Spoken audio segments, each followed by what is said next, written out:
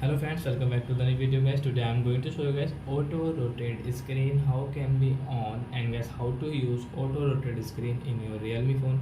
In this video guys I am going to show you friends how can you on auto rotate, and guys how can you use it. So guys now let's see how to on and how to use. So first of all guys, open your phone setting to on your auto rotate, then guys scroll it. Guys you can see your display and brightness, so guys tap here and guys click on guys your auto rotate. Guys you can see your auto rotate, so guys we will on from this right side.